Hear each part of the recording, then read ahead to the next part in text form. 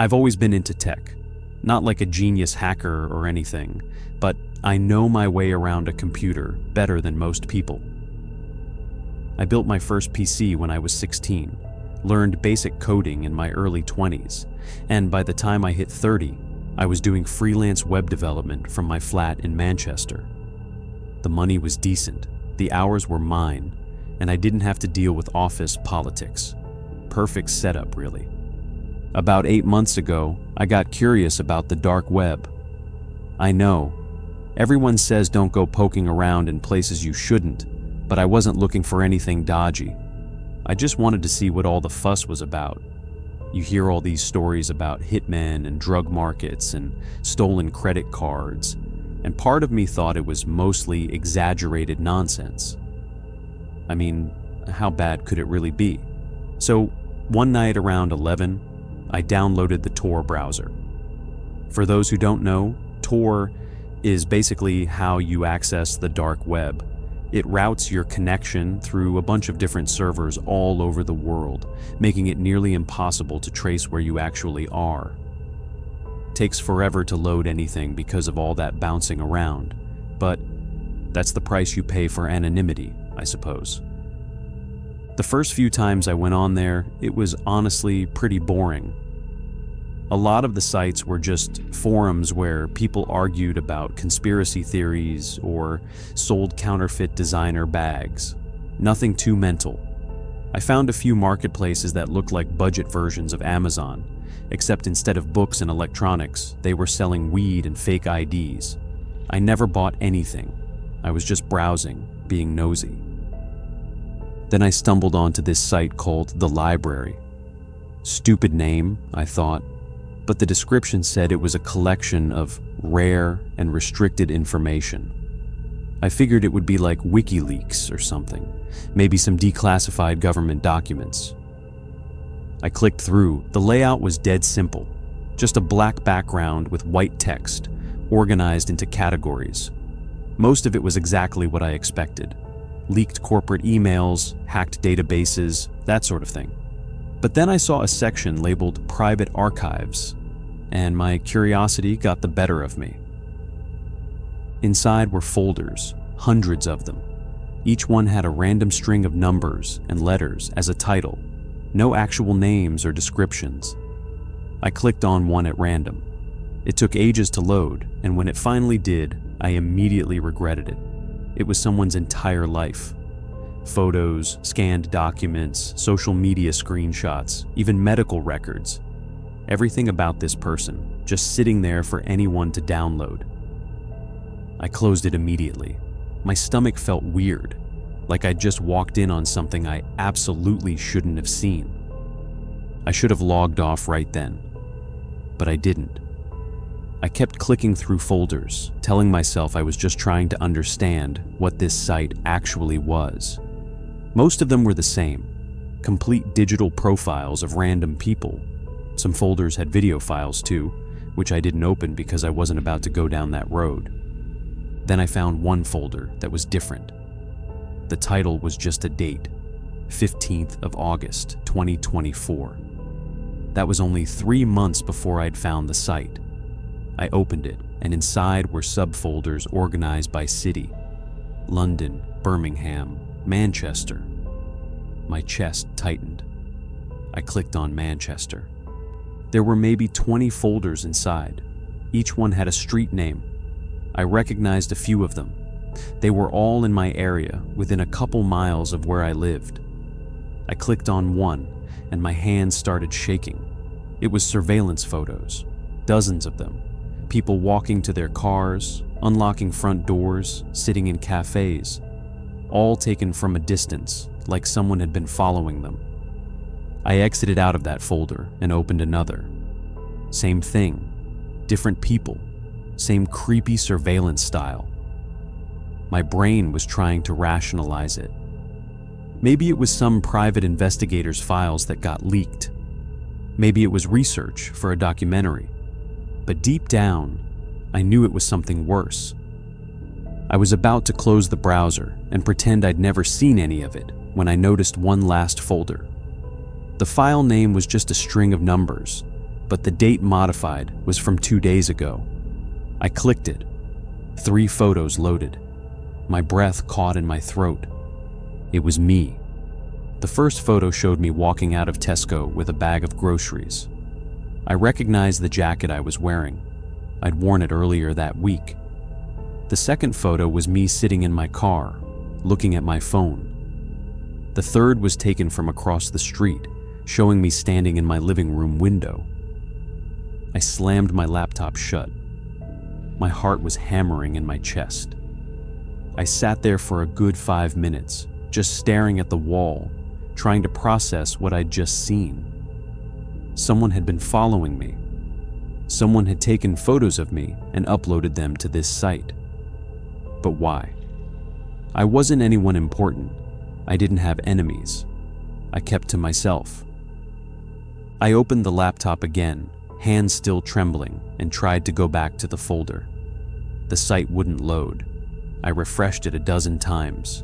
Nothing. I restarted Tor, cleared the cache, tried different entry nodes. The entire site was gone. It was like it had never existed. I didn't sleep that night. Every little noise in the building made me jump. I kept checking the window, half expecting to see someone standing on the pavement below, staring up at me. Around 4 in the morning, I finally crashed from exhaustion. The next day, I tried to convince myself I'd overreacted. Maybe the photos weren't even me. Maybe it was someone who looked like me. I went about my routine, grabbed a coffee from the shop down the road, came back and worked on a client's website. But I couldn't focus. I kept thinking about those photos. That evening, I found an envelope on my doormat. No stamp, no address, just my first name written on the front in block letters. I opened it. Inside was a printed screenshot of the folder I'd seen. My folder. And underneath it, a single sentence. You weren't supposed to find this. I genuinely felt sick. Someone knew I'd been on that site. Someone knew I'd seen the photos, and they knew where I lived. I called the police. I explained everything, showed them the envelope, told them about the dark website. The officer who came round was polite enough, but I could tell he thought I was winding him up. He took notes, said they'd look into it, but I could see in his face he wasn't taking it seriously. Probably just someone messing around, he said. Let us know if anything else happens. Nothing else happened for 3 days. I started to relax a bit, convinced myself maybe it really was just some twisted prank. Then on the 4th night, I got a message on my phone. Unknown number. It was a photo of me sitting at my desk, taken from outside my window.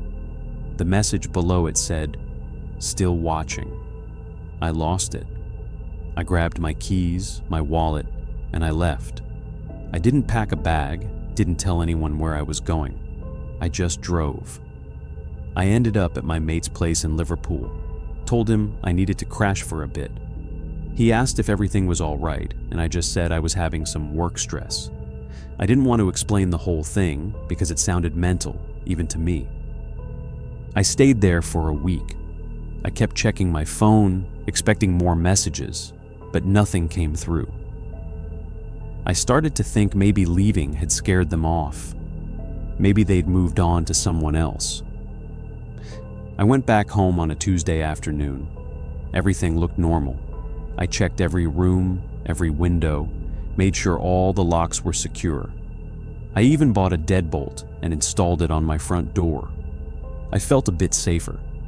That night, I was sitting on my sofa watching some rubbish on Netflix when my laptop, which I'd left closed on the coffee table, suddenly lit up. I hadn't touched it. I leaned forward and opened it. The screen was black except for a single line of text in the center. "We know you told the police." I shut the laptop again, my pulse racing. Someone had remote access to my computer. They'd been inside it the whole time. I grabbed the laptop, opened the back panel, and ripped out the hard drive. Then I smashed it with a hammer. I wasn't taking any chances. The next morning, I went to a tech repair shop and had them completely wipe my system and reinstall everything from scratch. I changed every password I had. I covered my webcam with tape. I even got rid of my phone and bought a new one with a new number. For 2 weeks, nothing happened. I started to feel like maybe I'd finally shaken them off. Then I got a knock on my door. I looked through the peephole and saw a delivery driver holding a package. I opened the door and he handed it to me. I hadn't ordered anything. I brought it inside and opened it carefully. Inside was a USB stick and a note. The note said, "You can't hide." I didn't plug the USB into anything. I took it straight to the police station and handed it over. This time, they seemed to take me more seriously. They said they'd have their tech team analyze it and get back to me.